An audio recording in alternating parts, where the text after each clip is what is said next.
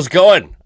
Poor Sports Seattle. That'll take some getting used to. Also, I realized leading up to it that the intro song thing it says Poor Sports Podcast, whatever. It's all, nobody really cares about this anyway, besides me. Poor Sports, we're back. Not breaking news, but news somewhat recently before the podcast is that the Seahawks have moved on from Ryan Grubb. We're going to talk about that the majority of the time. I wanted to talk a little more about the Geno Smith, the future of Geno Smith, but obviously, like, that all changes too. The Seahawks won. They beat the Rams in a game that didn't matter. They played Geno Smith and cost themselves $6 million. And, I understand this is a thing that's tough for guys like me and fans and people who have no inside information to quantify, because it's obviously important for the franchise to have like a positive relationship with players. And in fact, like, the Mariners are a great example right now, by the way, of a team that, like, very obviously does not have a great relationship with players, that does not have a good reputation with players, and that is fighting that. Like, nobody wants to come play in Seattle. Nobody wants to take Seattle's money, it seems. We don't really know if they're offering more money, but we know that they offered Carlos Santana a 2-year deal, and he turned it down. We know that it's been difficult to lure free agents to Seattle. And I think that it's possible that what's happening with the Mariners, by the way, and we'll talk about this, I guess, in a moment, is they are actually, like, correcting towards selling out, towards being like a team that builds through the farm system, which is, I guess, like, to me, it's you kind of go down, it's like, what's the saying from, I just threw my phone to the side because I had it sitting in front of me and I see it lighting up. I'm in a group chat that's just fucking going crazy. And anyway, there's no such thing as halfway crooks. And I kind of feel like the Mariners, if you're going to be a small market team, you got to be one of those two things, right? You got to be either a team that's acquiring through free agency every couple years, or a team that's building through the farm system. And maybe that's what they've decided to do after trying to be a hybrid team for years. And it's set them back like decades, obviously. So yeah, I guess we'll talk about Ryan Grubb right away, because I will say I'm not happy about the Seahawks moving on from Ryan Grubb. This is Kyle Taylor, buddy of mine. At this point, we might as well run Cole Young out at second base to start the year. I mean, I don't think that's that far away from happening, by the way. Like, I don't know if that's officially what they're going to do, but especially with the rules that are in place that stop teams from, like, manipulating service time, or maybe are they rules, or are they just like agreements in I think they've made it more difficult to manipulate service time. And yeah, maybe if you think he's ready, and I'm fine with bringing a guy up early. I don't know that I think bringing a guy up early has that much of an effect on their success rate. Yeah, incentives. Anyways, so Ryan Grubb gets let go. I will say, like, I was elated when the Seahawks hired Ryan Grubb. I think he's a super inventive guy. It did seem to me, all the stories that I heard about Mike Macdonald, and this is not me, by the way, I thought Ryan Grubb was going to be great, without reservation. I thought he was going to be awesome. Bob Springer says, I thought Grubb deserved more time. Curious they'll replace him with. Who will replace him? It seemed to me, like I said, full steam ahead. I had no doubts about his ability. I still don't, by the way. I think he's going to be a very good coach. I'm hoping that he doesn't go to Alabama. I'm hoping that he takes a head coaching job somewhere. Maybe somewhere, by the way, in college football where there's like a GM in place and he doesn't have to be the guy that's out hitting the recruiting trail every week. So he can it's kind of the time. There's kind of never been a better time for an X's and O's head coach in college football. So I hope that he goes and advances his career again and doesn't just go back to Kalen DeBoer's staff. But those guys are like Charlize Theron and Will Smith in the movie Hancock, where it's like, if they're apart for too long, they just can't help but being attracted to each other. maybe the tables will turn. And unfortunately, I think that, like, also, by the way, I would have loved to see Grubb be a future Seahawks head coach. I was trying to think today if there's ever been a guy who was fired as an offensive coordinator by a team or a coordinator by a team and then brought back to be their head coach, and I can't think of any. So I would also love if somehow he ended up being the Washington Huskies head coach, but that's, a ways down the road, I think. The Seahawks offense was not like that much worse. Oh, what I was saying, I'm a little distracted right now. What I was getting at was, it felt to me a little bit like an arranged marriage where it's like a super team of these coaching minds got put together, and maybe it didn't gel perfectly. Mike McDonald is a defensive coach. You got to assume that his philosophy, he's coached under the Harbaughs his entire career, and you got to imagine his philosophy is something in the vein of the Harbaughs, which is going to be like run the ball first, hard-nosed defense, and even in like Baltimore, Lamar Jackson is an MVP candidate, a perennial MVP candidate, but he runs the ball. He's part of the running game. They have run the ball consistently throughout John Harbaugh's time in Baltimore, even when they've had talent at the quarterback position. And I think we're going to see the same thing in, I keep wanting to say San Diego, but with the Chargers, with Jim Harbaugh. And I think we would have seen it in Seattle if he came here. There was a brief period of time where there was some conversation, or there were some rumors, or at least some speculation that Jim Harbaugh would maybe come to Seattle. And I think what you're going to see, perhaps, is the Seahawks become a physical road grading team.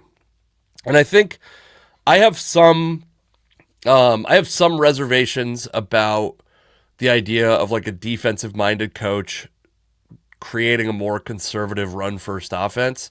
The running game is important. I certainly don't think that running backs have their place in like the salary hierarchy that they used to, but the running game is still very important. But do you remember when I wrote an article about this for Bleacher Report many years ago when Jim Mora hired Greg Knapp to be his offensive coordinator, and it was like this kind of bend but don't break conservative Tampa 2 defense and this run first West Coast offense, but like finesse run first West Coast offense under Greg Knapp, who I believe has passed away, so rest in peace, Greg Knapp. But it wasn't that either of those guys or either of those philosophies were, I mean, neither one is exciting, by the way. In whatever year that was, like 2008 or something like that, that was not exciting back then. And I'm a little worried about the Seahawks reverting back to that. I do not want to see the Seahawks become a team that is just this like vanilla defense first, super committed to the run game, never gonna make big plays in the passing game. I will acknowledge though, like we talked about it a little bit with like there's not a lot of options out there to go acquire an elite quarterback in this offseason and maybe next offseason. Yeah, I'm a little worried about that. Who they bring in will be interesting. They obviously talked to a lot of people before they landed on Ryan Grubb last offseason. I don't know if that's because there was the dude, his name Kafka from New York, who maybe is that his name? Mike Kafka? Yeah, Mike Kafka. So I don't know if you remember the Giants, they blocked him. They gave him a promotion so that he couldn't interview for the Seahawks job. And is that the kind of guy that you maybe have a shot at now that the Giants are bad? Are they a little more willing to let him go? Is he it looks like he's interviewing for head coaching jobs also. I mean, at least I guess the thing that I'm worried about is that you're going to see a very Pete Carroll-esque offensive coordinator hire. And we're in this modern NFL where even though I like Ryan Grubb, let's say Ryan Grubb was good. Let's say he had a lot of success. He's probably interviewing for head coaching jobs this offseason. There's a chance that if the Seahawks go 13-4 and, make a short run in the playoffs, that he's not on the coaching staff anyway. Especially, by the way, when it's a defensive head coach, a reasonably young offensive coach, and a guy that's out there calling plays, that's setting that's set in strategy. That's like has a lot of autonomy compared to, you would imagine, like what Adam Durde has under Mike Macdonald, or an offensive coordinator has under an offensive coach. Like Ryan Grubb is a rare offensive not rare, but like an increasingly rare offensive coordinator who was out there calling his own plays. Now, I will say, like, to me, if the Seahawks win the Giants game and they go 11-6, if they win, I'm trying to think of the other games that they had like some kind of bad luck towards the end of games. If they go 11-6, they go 12-5. These like just kind of bounces that go their way. Is Ryan Grubb let go? I mean, again, you get into the territory where if they're good enough, is he also potentially interviewing for head coaching jobs? But is Ryan Grubb let go in that circumstance? And also, is the fear that some folks had, and not me, because I believe in what Ryan Grubb's doing, but the college game's a lot different, obviously. I mean, and going from the Washington Huskies offensive line, where Michael Penix had a ton of time to throw the ball most of the season, to an offensive line that had significantly less talent, compared to the level anyway. I'm not here to tell you that like the Washington Huskies offensive line could have started, but I mean, talent compared to their level, Washington had an elite offensive line in 2023. The Seahawks very obviously do not. How much of that is on Geno Smith? How much of that is on Ryan Grubb and Scott Huff? How much of that is on personnel? I'm annoyed that he didn't get a shot at acquiring and developing his own quarterback, but I think this is going to be, if you're a Seahawks fan, this is going to kind of be the deal for the next, as long as Mike Macdonald's the head coach. If this team has success, you're not going to see these offensive coordinators stick around one way or another. Whether that's they go down to head coach at the college ranks, to head coach in the pros, or whatever. And we even see guys like Cliff Kingsbury and Chip Kelly who are moving from, the Chip Kelly thing's crazy because he moved from a head coaching job down to an offensive coordinator job. That is absolutely mind-blowing. But I don't know. I'm frustrated and I'm a little apprehensive about who they're going to hire. The one thing I will say is like I said, it's just not, there was never going to be a scenario where Ryan Grubb was going to be the offensive coordinator here for 5 years. If Ryan Grubb was the offensive coordinator here for 5 years, there's something wrong. It's like an Eric Bieniemy situation, which, by the way, am I right? Is Eric Bieniemy on the Washington? Oh, shit. He's like an offensive assistant on the Washington coaching staff. Is that right? The Washington Huskies? Or did he interview for it? No. What did he, hold on. University of Washington. Yeah. Okay. Yeah, he's going to be on the staff. Offensive analyst under Jed Fish. Bieniemy is a guy that, like, if you're not familiar with Eric Bieniemy, which I assume if you're now, Kyle Taylor, you're wrong. You're wrong. He is not at UCLA anymore. He was at UCLA and got fired by UCLA, and now he's going to be an offensive analyst under Jed Fish. Presumably that's a job where, like, if a better thing came along. But Bieniemy is an interesting case, and you really, by the way, you hope that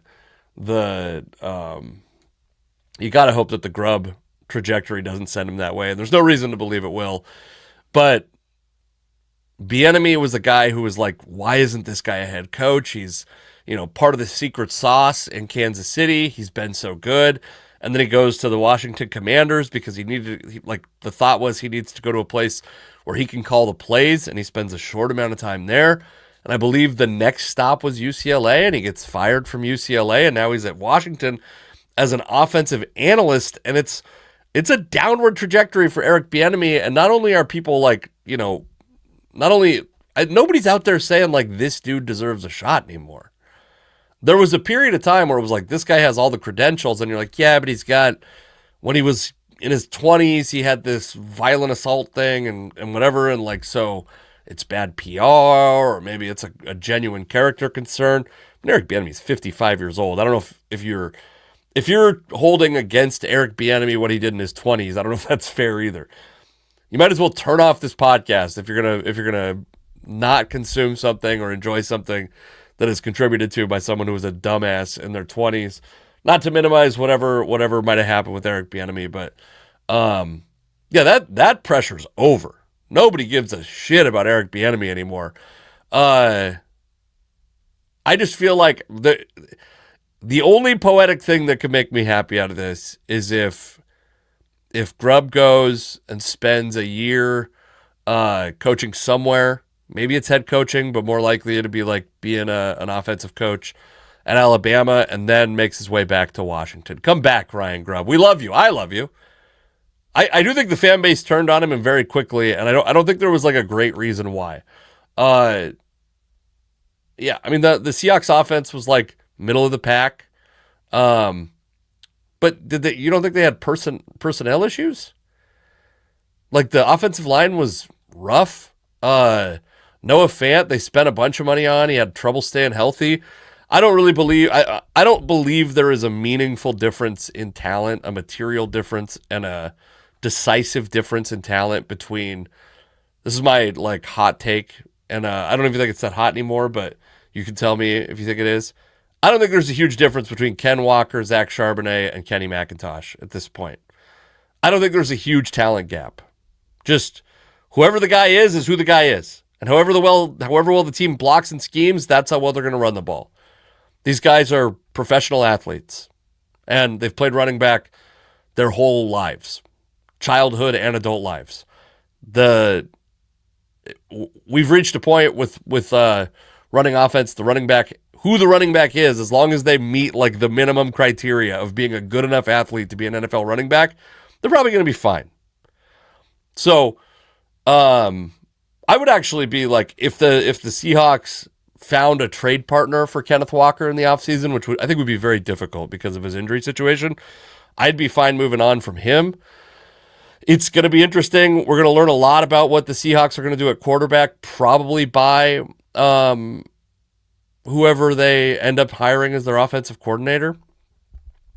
Here's like a random unflushed out thought. If the Seahawks had drafted Michael Penix Jr., do you think Ryan Grubb's getting fired at this time? Whether that's because, by the way, is it because they've played so much better or because they actually give him an opportunity to develop a quarterback? And like I've said, I mean, the Seahawks are probably not going to draft a quarterback in the first round this year. If they end up developing someone, we talked about J.J. McCarthy, the idea, the speculation that Minnesota might be willing to move on from J.J. McCarthy, and that's pure speculation. There's no actual reason to believe that's going to happen outside of like if they start flirting with Sam Darnold as a long-term option, if they start talking to him, negotiating a long-term contract with Sam Darnold, maybe then. Before then, it's just like, game theory of what might happen if they if they move that direction, if they go down the road of signing Sam Darnold to a long-term deal.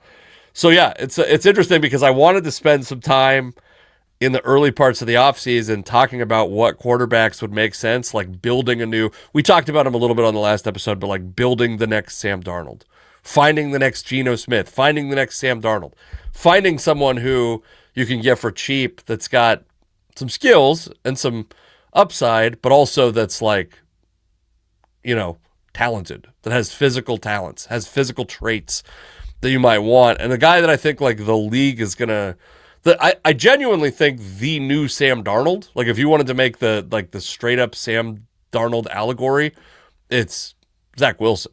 Not only did he get drafted high by the New York Jets, but he's got some skills. He's had a small amount of brief success in the NFL at points, but he's, a guy that can move around a little bit, a guy that's got a strong arm, a guy that's still really young. I think is Zach Wilson 24 still?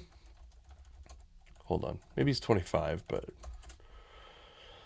Zach Wilson's 25 years old. I guess he is a quarterback from BYU, so I should have assumed he'd be older. That's also funny that he's from the 2021 draft. Jaron Hall's from the 2023 draft, and they're both 25 years old. Twitter will be fun if the Seahawks sign Zach Wilson also because of his proclivity for older ladies. Those will be fun jokes to make every Sunday. Oh wow, I would have never had this. Zachary Capono Wilson. Where is he? How does he get Capono? I guess he played for.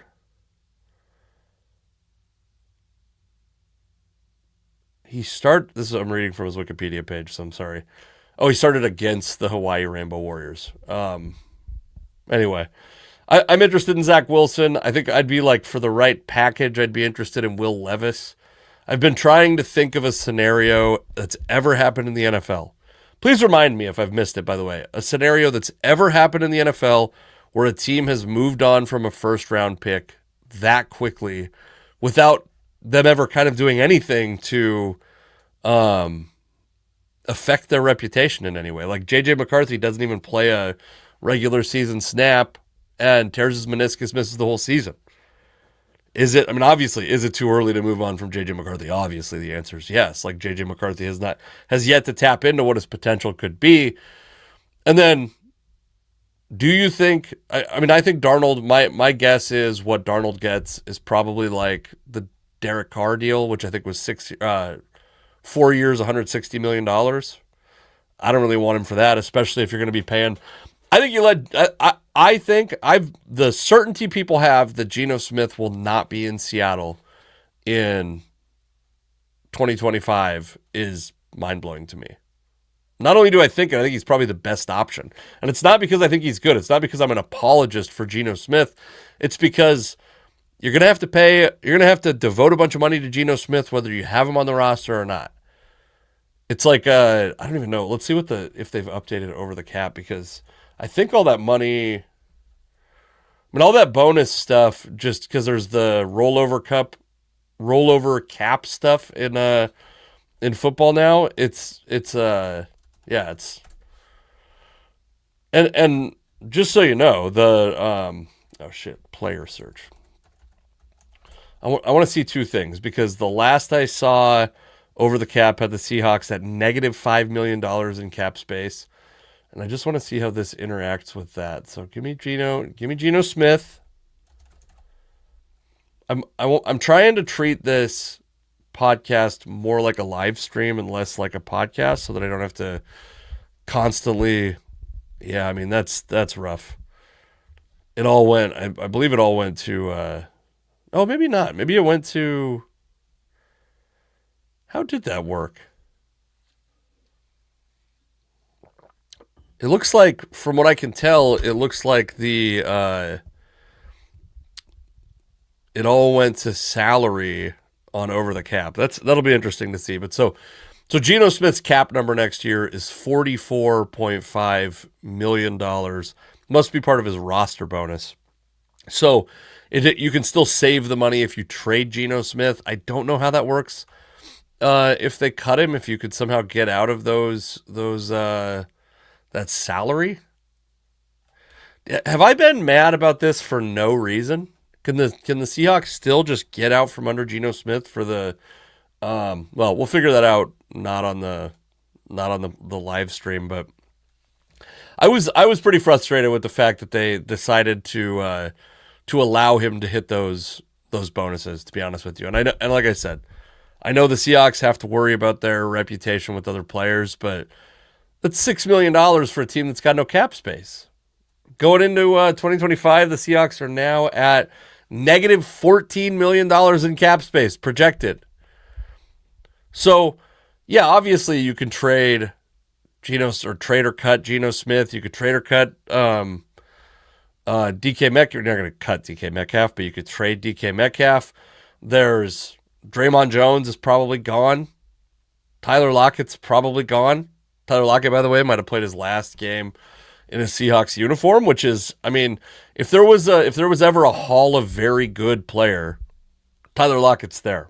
But yeah, I don't know. Like, you probably have to hang on to Uchenna Nwosu if you believe he's going to be healthy at all. Noah Fant, you start to get into You can save $9 million against the cap next year if you cut Noah Fant, which is crazy to imagine in the second year of that deal. That was a 3-year, $30 million deal? No, it was 220. 221. Oh man. You got to imagine. I mean, I can't imagine Noah Fant's coming back, especially like if you thought that AJ Barner contributed enough to justify taking significant snaps next year. Like it seems like Noah Fant's probably done. When you go down the positions, and you can absolutely get to the point where you have cap space, but do you have a competitive roster at that point? If you cut Geno Smith, you're starting over a quarterback, that's a crapshoot. I have no idea. And there's not really going to be, I think, great options for young guys to develop. So, yeah, the Seahawks are in a tough spot, quarterback-wise and offensive coordinator-wise. Lockett's presser after the game was pure class. I didn't actually watch the whole presser, but I did see that he said he's a Seahawk through and through. The least classy thing that Tyler Lockett ever did is at the beginning of the Cameo era, I had him promote. I had a podcast called, actually it was called the Casey McLean Show at the time. It changed its name to, or I changed its name to Nobody Likes Casey McLean. I wish I could have gotten Tyler Lockett saying that, but he did for like $35 before Cameo did like this is for an advertisement pricing. He did for like $35. Maybe next week if I remember, I'll track it down and we can watch it together. What a great dude. Yeah, Tyler Lockett's always been like a classy guy, a guy you could be really proud of being part of the team that you're rooting for. I would actually say, like, under the right circumstances, I'd be thrilled if they brought him back. I think he's got a little bit of useful time left, and maybe he wants to go chase a championship. It's also like, it's as long as Tyler Lockett's been around, he does not have a championship. He did not win a championship with the Seahawks, I don't believe, because I think Russ was the last. Russ and Bobby were the last of the championship guys. Good on him if he wants to go chase. And I hope he sticks around Seattle. I was telling my wife about that the other day, which is while Seattle has a tough time attracting top talent in sports, while that is true overall, some really fun people have decided to stick around Seattle after their career. And that's pretty cool. I mean, I think Richard Sherman still lives here most of the time, or maybe all the time. Cam Chancellor, I believe, still does. But I mean, I'm going back to like Jay Buhner. For Jay Buhner, a guy from like Arkansas, to stick around Seattle, that's like pretty cool. That is pretty cool. There's a fair amount of guys that have not. Also, like I doubt. I know like personally, because I know him personally. John Ryan lives in L.A. now. He used to have a house in Renton, and now he lives in L.A. But like, you're a punter, a former punter. There's like limited coaching opportunities for a guy like John Ryan, and his wife is a stand-up comedian that lives in LA. So of course he's going to move, but I don't think Felix Hernandez lives around here anymore. Yeah, I think Lockett will probably stick around. That's my guess. He's got his real estate business. I hope we don't lose sight of the real estate business as he's no longer a Seahawk. Or maybe he goes to like Cincinnati, and because they're going to have to figure out what to do with T. Higgins and Jamar Chase, maybe he just sells all of Cincinnati's real estate. That would be amazing. Okay, well, I want to talk briefly about the Mariners. I don't know if it's there's really nothing to talk about with the Mariners, which is still annoying. They've been rumored to be interested in Yoan Moncada and Gavin Lux, which, were this 2020, this would be a lot more exciting to find out. Yoan Moncada hasn't been good since 2021. He's 29 years old. He's a switch hitting, probably third base only. Played second base early in his career. Has he played? When was the last time he played significant time at second base? Let's figure that out. Oh, I mean, not even. It's been since 2018. He hasn't played very many games at second base. By the way, 21 errors, led all of baseball's second basemen in 2018. Errors aren't everything, but none of the supporting stats were very good either. Yeah, I mean, I think Yoel Moncada is a pretty Jorge Polanco-ish type of move. Not an exciting move, though he comes with the pedigree of being a star in the making from Cuba. Yeah, I mean, Moncada's not exciting, and then the Mariners have also been tied to Gavin Lux, who I will say I've been interested in since he was a prospect.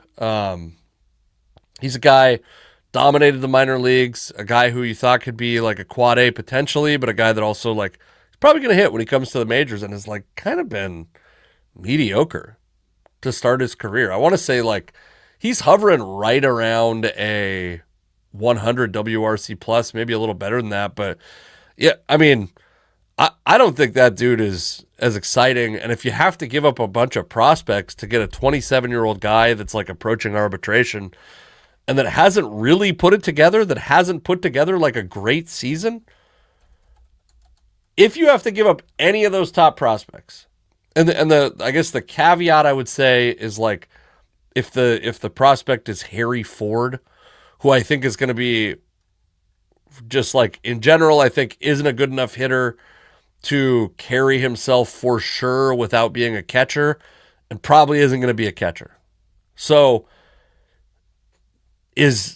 I'd be fine with like if you were just going to tell me, and I don't think this gets you close, by the way, but if you were just like Harry Ford straight, yeah. By the way, Gavin Lux career WRC plus over 1,490 plate appearances, 99, 5.5 wins across 2.5 seasons worth. He's like a league average player who is not going to cost league average money for much longer.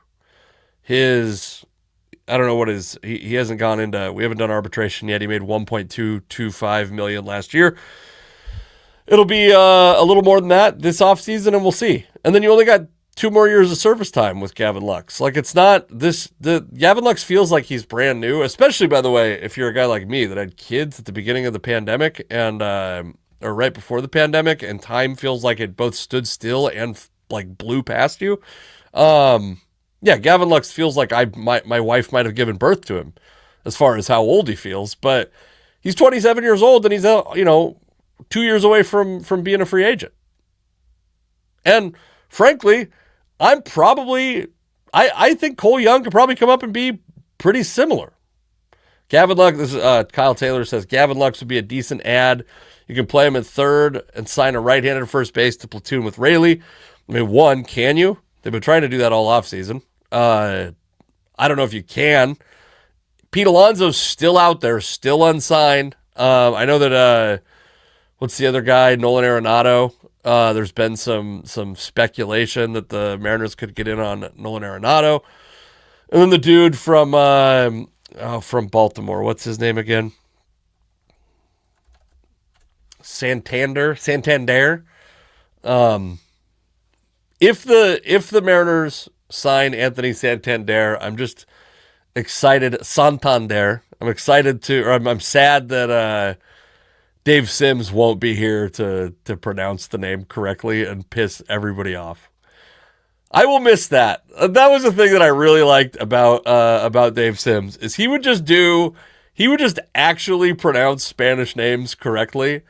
And the guy is from the East Coast. He's a New York guy. Like he's he's encountering people with Spanish last names. I'm sorry to cough at, but yeah, he's pronouncing these names correctly, and people are like, "Oh, you fucking try hard asshole, Dave Sims." I loved it. I thought it was so fun. And Santander would have been a fun one. I'm sure that I'm trying to just give it the straight phonetic Spanish pronunciation. I'm sure I'm not doing great. Yeah, I mean that's we've done it right. Pete Alonso, if he comes down to $15 million, I'm still like at the tail end of being sick. I like feel fine, but I'm like, you know that like the very end when you keep just coughing up everything that was making you sick before. Anyway, okay. Come see me do stand up, please. By the way, I'm going to try to do one more of these before the end of the week. But I'm at the Rockport Bar and Grill. Is that right? Rockport Bar and Grill in Rockport, Washington, which is so far off the beaten path. Last time it took me I did it, I don't know, 2 years ago, and it took 4.5 hours to get there. So don't come if the traffic looks that bad. But yeah, this is deep in the woods, Rockport Bar and Grill, like a really fun little dive bar, but just in the middle of nowhere. So come out to that. That's a fun show. It's a wild, crazy, rowdy audience. And then next week I'll be at Wicked Teuton Brewing on Whidbey Island, Oak Harbor, another long drive. I'm driving a lot this week, or these next couple weeks, and I'm bringing fun openers with me, guys that have never opened for me before, so that'll be really exciting. Come check that out, CaseyMcLeanComedy.com, Casey McLean Comedy on YouTube, and everywhere else except for Twitter/X, where I'm the Casey McLean, and tell Daddy Elon to give me more characters so I can make that Casey McLean Comedy, so I never have to give you this explanation again. And oh, by the way, let's talk one last thing, because I saw a comment on the I put out a clip of the Sam Darnold, JJ McCarthy, the idea of the Seahawks acquiring one of those guys. And the way the internet is, the way algorithms work, you put the name of a guy that plays for the Vikings, even though specifically it says, should the Seahawks trade for one, sign the other, etc. Because the way the algorithm works, it hits a lot of Vikings fans. And it's funny, there's one that I actually did about Jim Harbaugh. I made a clip where I was talking about Jim Harbaugh and Justin Herbert, and it hit a lot of Chargers fans, and a lot of Chargers fans who want to tell me how wrong I am, and that's fine. One guy said Minnesota will have no problem franchising Darnold, and they'll keep them both. And by the way, that might be true. I actually think that's the only way they keep both, is if they franchise Darnold and attempt to trade him, or they franchise Darnold and go, we need another year. We want JJ to actually get a year to get reps in practice and get reps in preseason, and sit and watch a guy and then maybe get some snaps throughout the season as needed, because of injury or whatever other opportunities exist. And that would be Sam Darnold's. I keep trying to find, it seems low to me, but the 2025 quarterback franchise tag estimate, estimate is $41 million. Let's see. It just seems low to me. And if that's the case, a rookie deal plus $41 million, that the person who commented is right. Shout out to you. If you were actually a Seahawks fan and you were commenting that and you came back for this, shout out to you, because you were right. They can absolutely hold that on their roster.